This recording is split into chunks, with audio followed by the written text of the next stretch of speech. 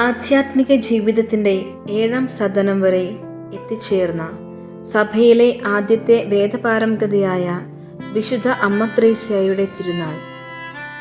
കർമ്മല സഭയുടെ നവീകരണത്തിനു വേണ്ടി ദൈവത്താൽ തിരഞ്ഞെടുക്കപ്പെട്ട അവൾ അതിനായി സ്വീകരിച്ച കഠിന പ്രായശ്ചിത്തങ്ങളും മാനസികമായ സംഘർഷങ്ങളും തിരസ്കരണങ്ങളും എത്രയെന്ന് തൻ്റെ ആത്മകഥയിൽ നാം വായിക്കുന്നുണ്ട്.